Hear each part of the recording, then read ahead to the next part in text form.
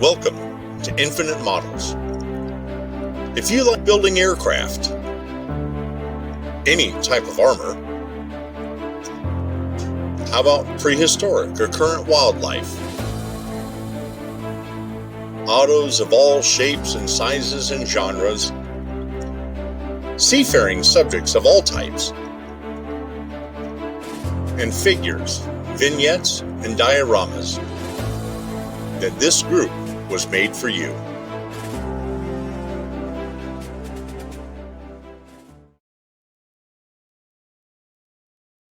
How do you guys handle your fiddly-bits? You kids slay me. Yeah, well, I know you worked there for a time. Okay, how do you guys handle the little bits? When you start paring down and you start a model and you're pulling stuff off the sprues and you've got here we've got the gear doors for an F4 Phantom, and those are all going to have to be painted inside and out. But you don't want to hold them, you don't want to handle them, you don't want to mess them up, you don't want to muckety-muck your parts. What do you guys do for handling your parts? Well, I'm going to share with you a couple of ideas that I use. Some of you have seen this if you've been local, or maybe I've showed it before, I think. But two things.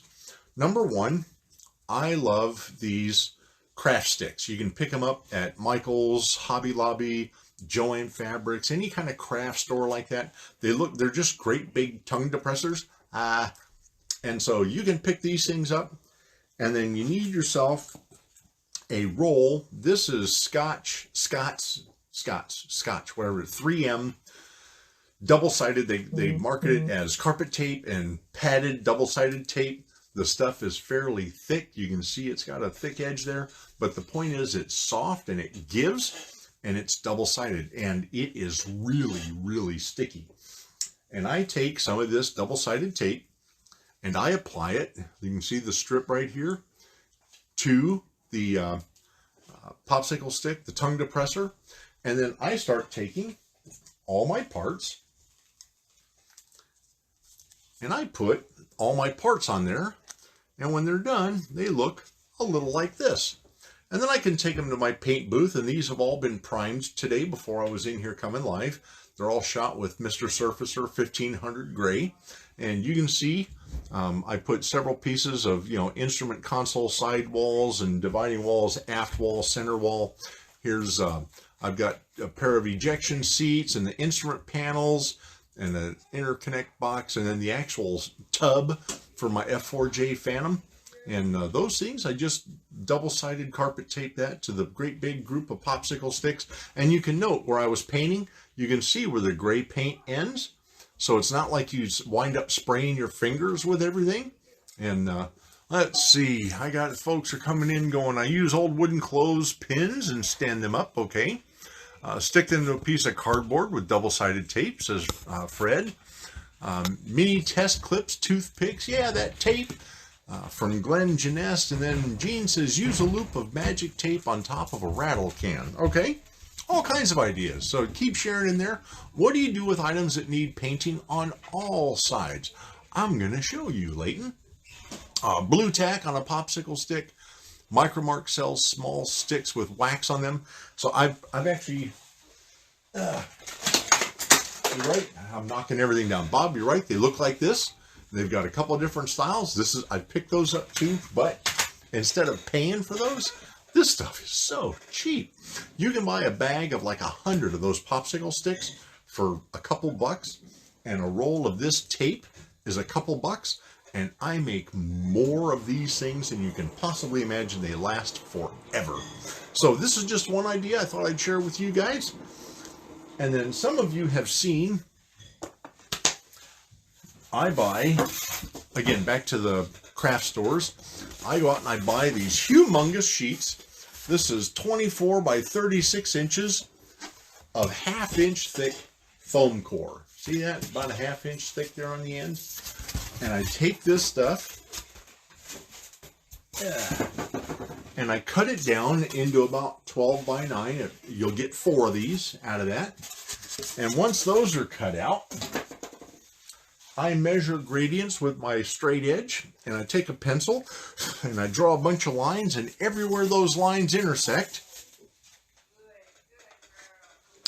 I take this little modeling clay tool. It's got a sharp point on the end, and wherever those pencil lines intersect, I push a hole, and in that hole I push a toothpick. Some of these toothpicks are still pointy. Some of them are flat on top. Some of them actually are a little beveled.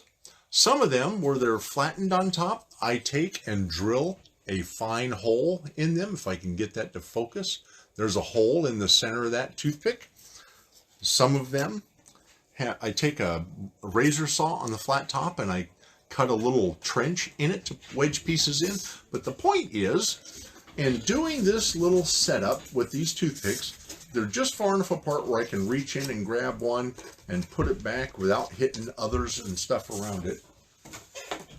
But on those, I use a little super glue or white glue, and I attach all my little fiddly bits.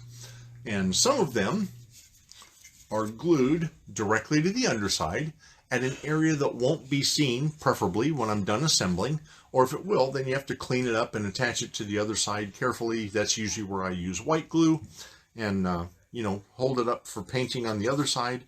Some things, like the landing gear doors for my A4E, I painted the white on one side, I painted the blue on the other. And you can see where I drilled the hole in the top, the pin that's over here for assembling it to the fuselage is inserted in that hole, and that's how that piece is held on. For the ones that I did that with the main gear doors, Blue Angel blue, white, and I'm moving along doing the painting.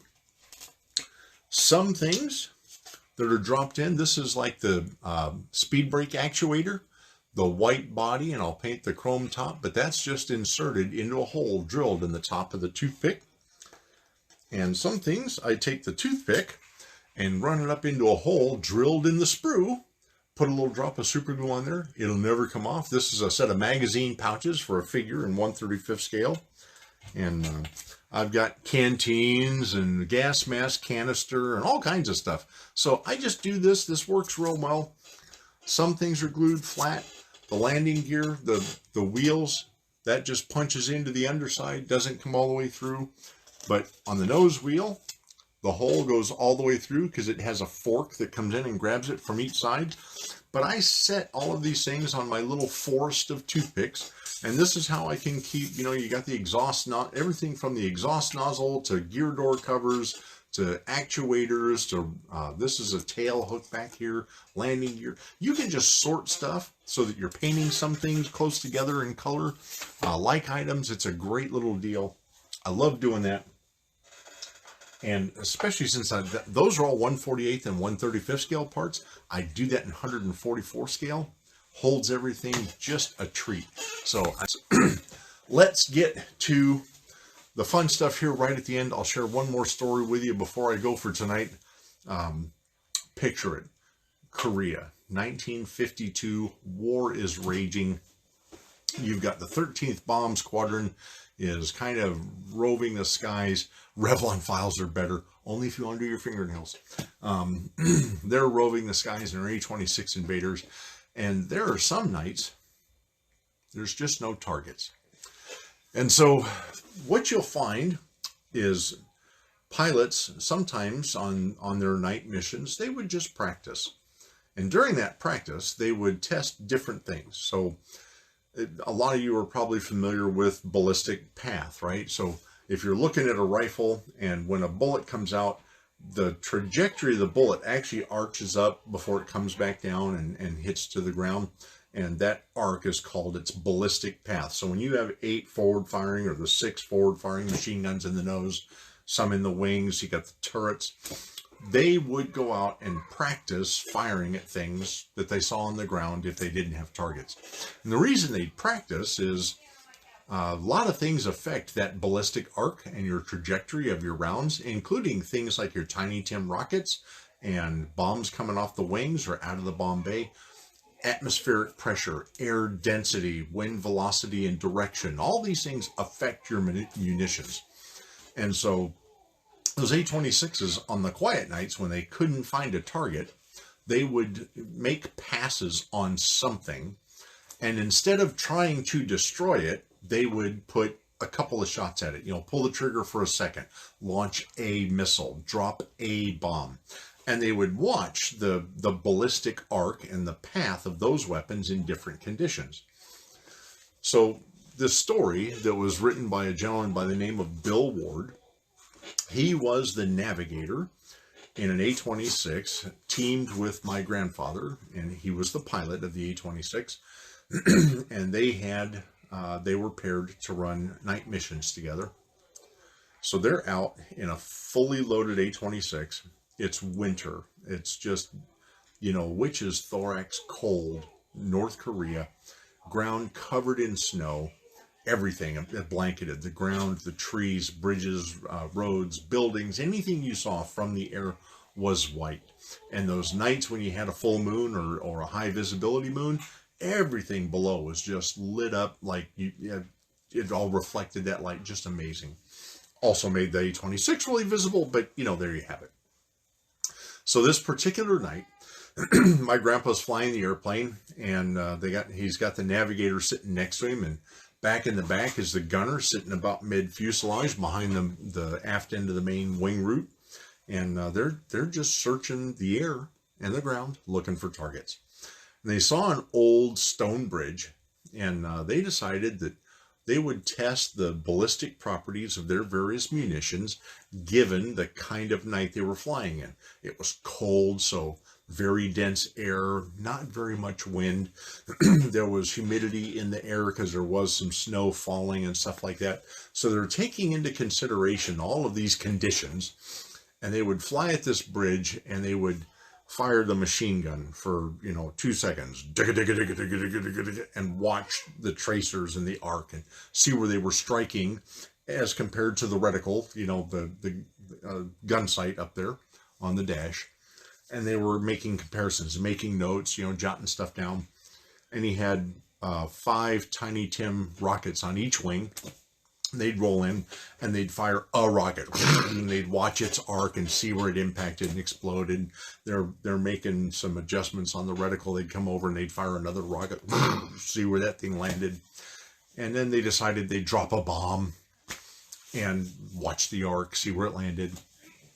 And the irony is, if they hit the bridge, cool. They weren't really going for it. They were just seeing, if I'm aiming here and I'm at this altitude, this speed, this attitude, this angle of attack, and I fire this munition in this kind of weather, how accurate is my sighting equipment so that on a mission where I'm actually going after something, I can make those adjustments to hit my targets. That's what they were doing. The problem is they were well north of, the step-off line. They're well north of the snow line. That also means that they were well north of any area that was within range for rescue units in case anything happened to them in their A-26. And they're making these multiple passes, and Bill Ward in his story Coming Home writes, can you imagine how many passes a fully armed, fully loaded, way-laden A-26 Invader can make, firing one item at a time on each pass? They had all night. The world was their oyster. And so they'd roll in and drop a bomb and fire a rocket and squeeze machine guns. They're making notes. And finally, after about 10 passes on this bridge, Bill Ward comes up on the radio to my grandpa and he says, hey, pilot, you may want to start, I'll plot a course home unless you want to walk home. And I guess walk home got Grandpa's attention because he finished the pass that he was on, launched a rocket, rolled out, came back to altitude, and he looks over at the navigator, Bill Ward, and he says, all right, Ward, give us a plot home. So Ward starts plotting the course home, and as it turns out, when you get above a certain altitude, the world over, quite frankly, the atmospheric conditions are about the same, and it can be quite windy. And while they were headed almost due south, they were headed into one heck of a headwind. And so it slowed their ground speed, and it slowed their indicated airspeed as they're heading for home. and they had to lean in and have the props bite a little harder to try to keep, you know, their speed up and get home. The problem is that they were now consuming fuel at a higher rate than they had anticipated to go home. And Bill starts radioing over to my grandpa going, all right, we're cutting this close, and things are not looking good. And so Bill is over there switching back and forth between fuel tanks, and they're trying to run each tank just down to the very last drop. You know, I can almost see the fuel hose in the bottom of the tank going, looking for the last little puddle of fuel to bring up to keep those R-2800s turning. And my grandpa always said, you know, the props on the front of an airplane are nothing but a fan to keep a pilot cool. And if you really don't believe that, just let them stop and see the pilot start sweating. Just a fan to keep him cool. So he was trying to keep those fans running, keep the pilot cool, and they're heading south, and they're switching between tanks, and they still got a ways to go, and the fuel is starting to look critical. So the two of them put together a plan. They're on intercom, and they're talking to the poor gunner in the back. This guy's along for the ride. He had nothing to do with any of this crap. Now they're going, okay, so here's what we're going to do. When the airplane runs out of gas, we're just going to pop the canopies off, because they had the clamshell canopies. You could jettison those, or eject those. Not eject, but jettison those. And the gunner in the back, he had a center panel that would open like this, but you could also get rid of that whole thing. And they said, we'll just get rid of the overheads. We will roll the bird inverted, and we'll just fall out and parachute to the ground, and the plane will go and do whatever the plane will do. That was their plan. So they'd get down to the last of tank number 1, and the engines would hiccup, and they'd switch to tank 2, and tank number 2 would run out, and the engines would hiccup, and they'd switch to tank 3, and they're just literally running everything bone dry. And Grandpa realizes that they were within reach of the ground control section 4 K2, their airfield. And so he calls in and says, you know, ground control, this is whatever his call sign was that night. You know, they were the Grim Reapers, who's probably Reaper 19 or something. And he's, you know, this is Reaper 19 requesting permission for a straight in. No, you know, usually when you come in for an airfield, you come on the downwind side, you make a break, come around into the wind, land the airplane. They didn't have the fuel for that. If they went, you know, downwind, made a break to come upwind, they would have just fallen out of the sky. So he calls the tower, air control, and requests permission for a straight in, no flyby. And they granted it. So he lines up with the runway, and Bill Ward he's down to the last tank on the airplane, and they're letting the tower know that they are critically low on fuel, and they may be just making it in. So Grandpa trims it up so he's got a pretty good nose down attitude, and they actually start increasing instead of decreasing their speed, because he wanted to make sure he had enough to glide if need be, if they lost that last tank. And they came down, and just as they were kind of getting to the threshold, he drops the flaps and everything, and the gear go down. I mean, like last second, he was coming in with the airplane clean at a pretty good glide slope. And as he breaks the threshold, he drops the gear, drops the flaps, rotates the nose, they hit the ground, the plane starts its rollout, and the engines quit. There was no reverse, you know, turn the pitch on the props, and the plane is coasting down the snow-covered runway. And they get down to the end, and he kind of makes a little bit of a turn onto the last taxiway at the airfield that was all on Marston matting and stuff, you know. And he turns at the end of the runway and calls the tower and says, "Tower, would you please send a tug and a fuel truck? Reaper 19 is bone dry."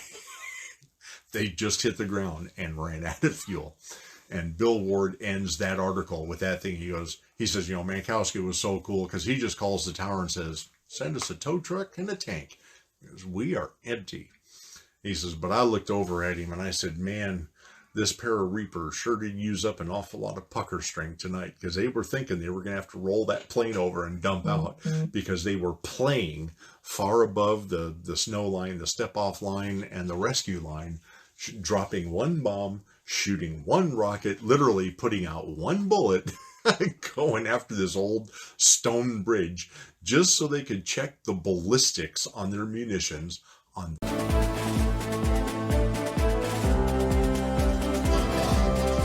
We hope you have enjoyed this Infinite Models presentation.